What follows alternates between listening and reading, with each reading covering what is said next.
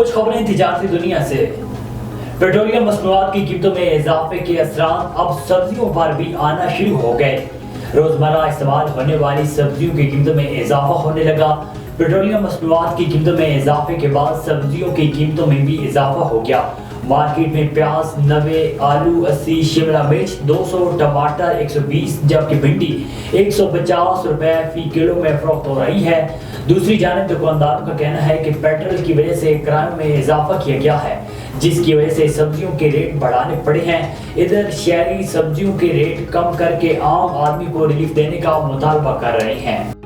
ایک ہفتے کے دوران زیر مبادلہ کے سرکاری ذخائر میں 1 کروڑ 20 لاکھ ڈالرز کا اضافہ ہوا۔ اسٹیٹ بینک آف پاکستان کی جانب سے زیر مبادلہ کے ذخائر سے متعلق ہفتہ وار رپورٹ جاری کی گئی ہے، جس میں 11 اگست کو ختم ہونے والے ہفتے کے اعداد و شمار شامل کیے گئے۔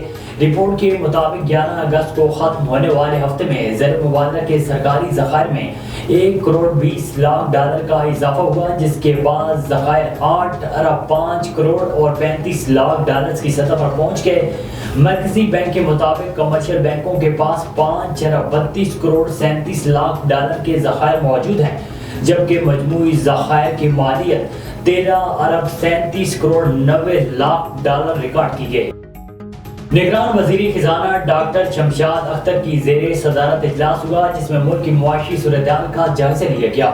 وزارت خزانہ کے مطابق سیکرٹری خزانہ اور معاشی ٹیم نے نگران وزیر خزانہ شمشاد اختر کو بریفنگ دی اور اہم معاشی اشاریوں کے رجحان سے آگاہ کیا۔ نگران وزیر خزانہ ڈاکٹر شمشاد اختر نے معاشی ڈسپلن یقینی بنانے کا عزم کرتے ہوئے کہا ہے کہ سرمایہ کاری کے فروغ کے لیے کوششیں تیز کی جائیں گی۔